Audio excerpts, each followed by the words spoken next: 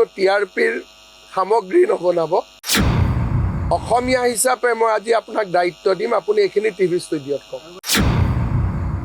নাই এজেণ্ট ভেজেণ্টৰ কথা নহয় আপোনালোক যদি অসমীয়া হয় আপোনালোকে টিভিত নিজে নিজে প্ৰগ্ৰেম কৰক না CMৰ ৰিয়েকশ্যন কিয় লাগে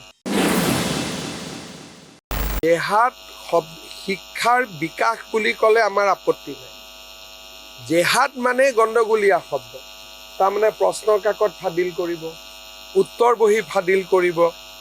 তেওঁলোকে বিভিন্ন ধৰণৰ যেনেকৈ আমি কওঁ লেণ্ড জেহাদ মাটি টকা দি নিকিনে তেওঁলোকে লেণ্ড জেহাদত কি কৰে মাটিটো দখল কৰে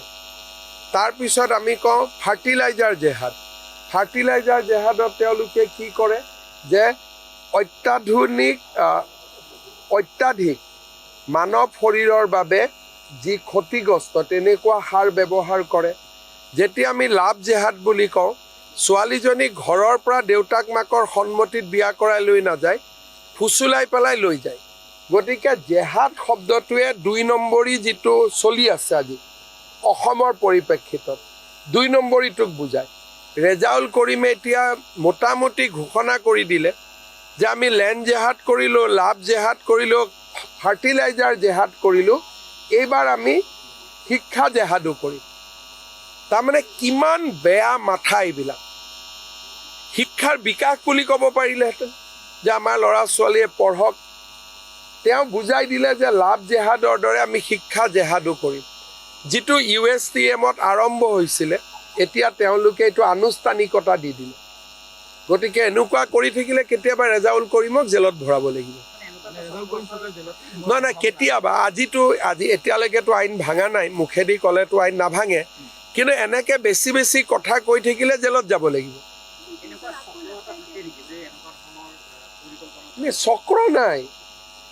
মিয়া মুছলমানৰ একাংশই এনেকুৱাই কৰি থাকে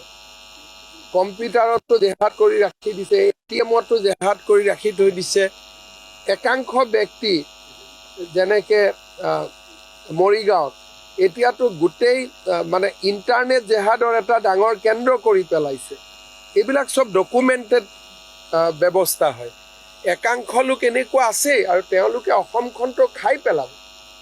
আজি বিজেপি আছে বুলি ক'ৰবাত বাচি আছে নহ'লে এইটো ৰেজাউল কৰিমৰ দৰে মানুহটোতো আমাৰ বৰ ঘৰতে সোমাব কি কৰিছে কি কৰা নাই বাকী আপোনালোকে টিভিত কওক মোৰ মুখেদি উলিয়াই আকৌ ষ্টুডিঅ'ত বহি তেওঁক ছাপৰ্ট কৰি টক শ্ব' কৰিব সেইটোতো কৰি লাভ নাই মোক কোনো TRPৰ সামগ্ৰী নবনাব যিখিনি কথা আপুনি কৈ আছে সেইখিনি কথা আপুনি ষ্টুডিঅ'ত কৈ দিয়ক হয় নহয় মোক কিয় জেক মাৰি থাকিব লাগে এইটোতো কোনো কথা নহয় হয় নহয় গতিকে যিখিনি কথা আপুনি মোক কৈছে অসমীয়া হিচাপে মই আজি আপোনাক দায়িত্ব দিম আপুনি এইখিনি টিভি ষ্টুডিঅ'ত কওক নাই এজেণ্ট ভেজেণ্টৰ কথা নহয় আপোনালোক যদি অসমীয়া হয় আপোনালোকে টিভিত নিজে নিজে প্ৰগ্ৰেম কৰক না CMৰ ৰিয়েকশ্যন কিয় লাগে